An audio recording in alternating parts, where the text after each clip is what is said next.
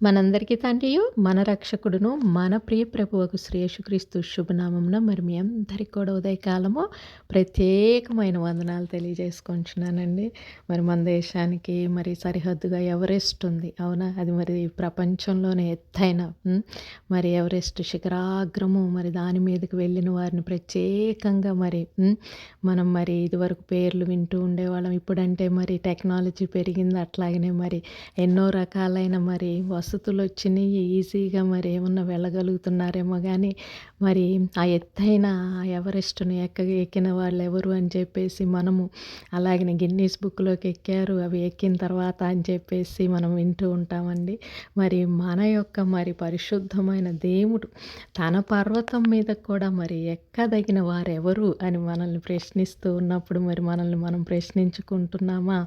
ఎందుకంటే మరి దేవుని యొక్క పర్వతం అండి అది మరి ఈ లోకంలో ఈ భూమి మీద ఉన్న పర్వతము దాని ఎత్తులతోటి కాదు కానీ మరి ఎంతో అత్యున్నతమైన ఆ శిఖరాగ్రము మీద ఆయన ఆసీనుడయ్యుండి మనమందరం ఆయన చేరుకోవటానికి ఆయన దగ్గరకు మరి ఆయన దగ్గర నిలవటానికి అర్హుడనేనా అర్హురాలనేనా దేవా అని చెప్పేసి మనల్ని మనము ప్రతిరోజు కూడా పరిశీలించుకుంటూ మరి ఒక్కొక్క మెట్టు ఎక్కటానికి ఆయనను ఆయన యొక్క కృపను తోడుగా తీసుకుంటూ ఉంటాం. అవునండి.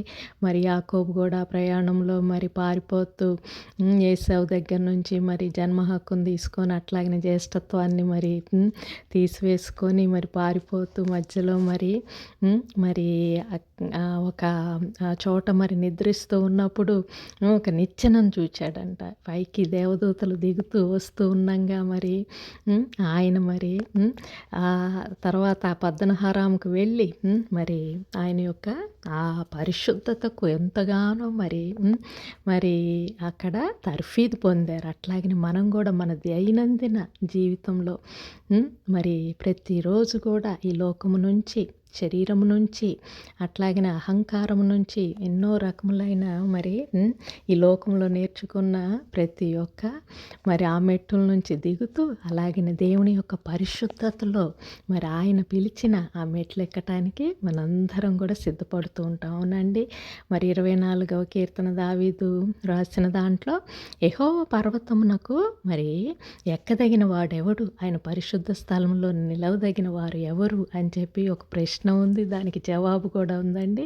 మరి చూస్తే వ్యర్థమైన దాని యందంట మనస్సు పెట్టకయు కపటముగా ప్రమాణము చెయ్యకయు నిర్దోషమైన చేతులను శుద్ధమైన హృదయమును కలిగి ఉన్నవాడేనంటానండి.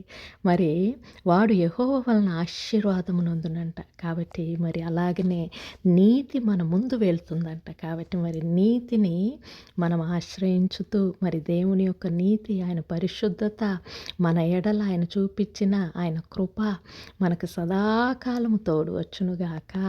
మరి దించే మెట్లు ఎన్ని ఉంటాయో మన శరీరపరంగా మరి లోకపరంగా వాటన్నిటిలో కూడా దిగిపోతున్నాం అనుకుంటూ ఉన్నా కూడా మరి దేవుని యొక్క దేవదూతలు అనే ఆయన యొక్క మరి శక్తి అపారమైన మరి ఆయన యొక్క బలము మనకు తోడు ఉన్నది అని దేవుణ్ణి ఎంతమంది స్తుతిస్తున్నారండి. దేవుని నామానికి మహిమ కలుగునుగాక. మరి ఆయన యొక్క ప్రేమ, ఆయన యొక్క సన్నిధి, ఆయన యొక్క బలము ప్రతిరోజు మనం వెతుకుతూ మరి బలహీనమైన మన శరీరాలను ఆ మెట్ల మీద నుంచి మరి ఒక్కొక్క రోజు కూడా కూడగట్టుకొని మెట్లు అనే ఆయన యొక్క పరిశుద్ధతలోనికి మనమందరం కూడా ఆ ఉన్నతమైన శిఖరాగ్రము అంచున ఆయన నిలిచి ఉండి మనల్ని పిలిచిన మరి పిలుపును మరి ఆ కృపను వృధా చేసుకోకుండా మరి పరిశుద్ధముగా వ్యర్థమైన దాని యందు మనస్సు పెట్టకుండా కపటముగా ప్రమాణము చేయకుండా నిర్దోషమైన చేతులను శుద్ధమైన హృదయమును మనందరికీ కూడా ప్రభువు దయచేయాలని కోరుకుందామండి. ఎందుకంటే మనము ఆయన యొక్క ఆశీర్వాదము అది యెహోవా ఆయన నామము మనకు మరి దయచేయునుగాక. ఆమేన్.